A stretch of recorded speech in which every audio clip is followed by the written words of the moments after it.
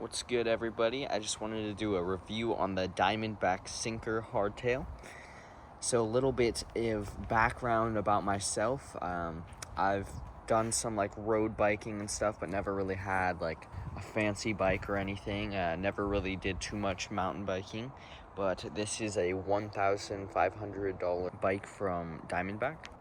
It has a RockShox Recon RL fork with 140 millimeters of travel.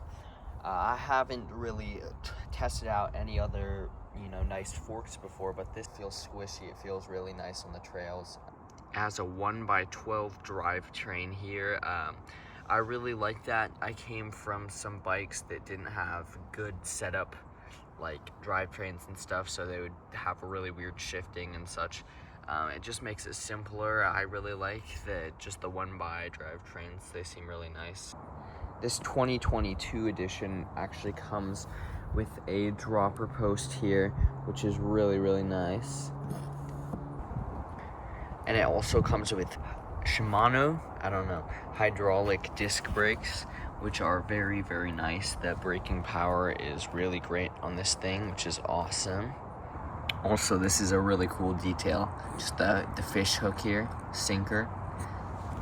So stock on this bike, it was supposed to come with 2.8-inch wheels, but this is actually a 3-inch wheels here, and I really like them. It's almost like a fat bike, which is really nice when you're kind of starting out.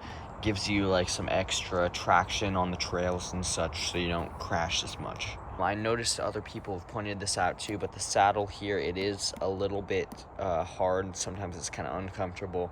Yeah, this bike feels just so nice on the trails. I just love it. So far, I've taken it to Duthie Hill Mountain Bike Park in Washington, which has been great. Awesome place to go biking. Some things you should look out for if you're getting a new bike as a beginner. I had no idea just buying it online that you had to do so much like assembly yourself for the bikes. Putting on the wheels wasn't too bad, but you also have to set up the drivetrain here so it doesn't, like, the chain doesn't just fall off the cassette and just go into this dork disc thing. And you do that by adjusting some limit screws that are right over here.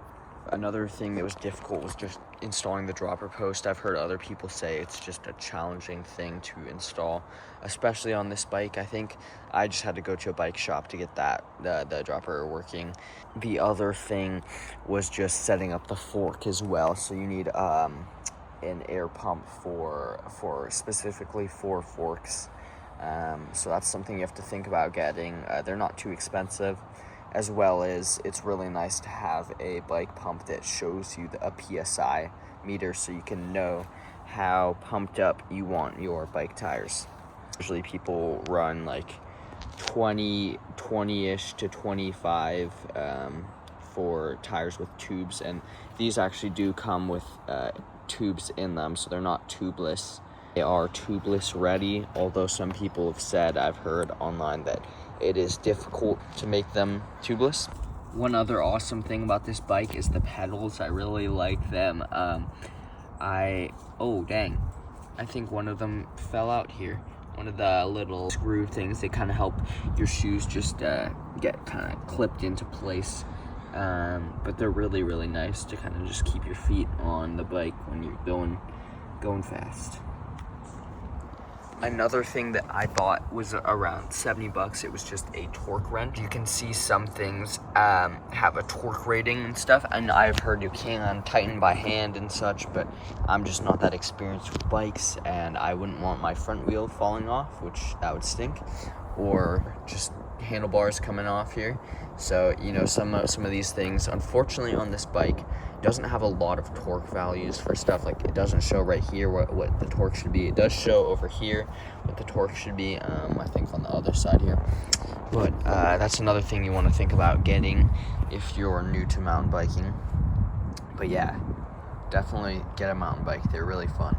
I got this for half off at $750 during the winter time.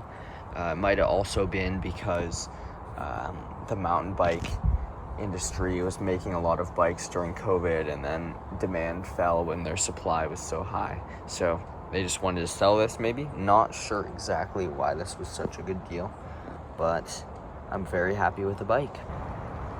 Hope you enjoyed, and I hope you learned something.